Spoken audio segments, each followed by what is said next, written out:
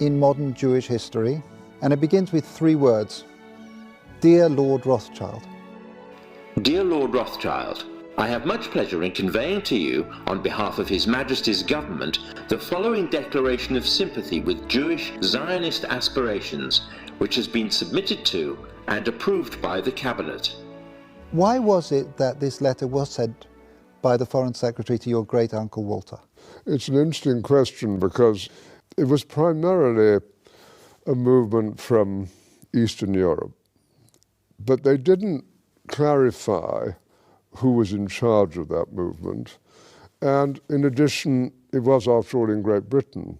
So they felt that the Rothschild family should be the one to whom it was addressed.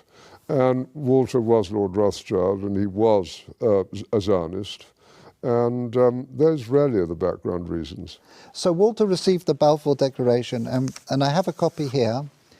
And I wonder if I could possibly ask you to read it for us. Yes, indeed. Yeah. I'm going to put on my spectacles to make sure I read it accurately. His Majesty's government view with favour the establishment of Palestine as a national home for the Jewish people, and will use their best endeavours to facilitate the achievement of this object, it being clearly understood that nothing shall be done which may prejudice the civil and religious rights of existing non-Jewish communities in Palestine, or the rights and political status enjoyed by Jews in any other country.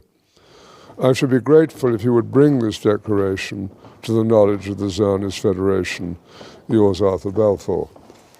And here it is, the Balfour Declaration. What do you feel when you see it here? I genuinely feel it's one of the most extraordinary moments in the history of the Jewish people. If you think it took 3,000 years to get to this, and then you say, how did this miracle happen?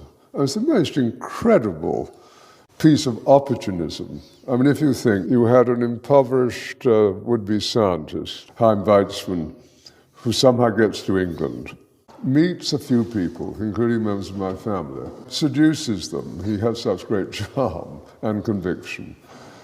He gets to Balfour, and he unbelievably persuades Balfour and Lloyd George, the Prime Minister, and most of the ministers, that this idea of the national home for Jews should be allowed to take place. I mean, it's so unlikely. And then he starts to fight a difficult battle with the British cabinet, and this letter goes through 5 drafts, as you know.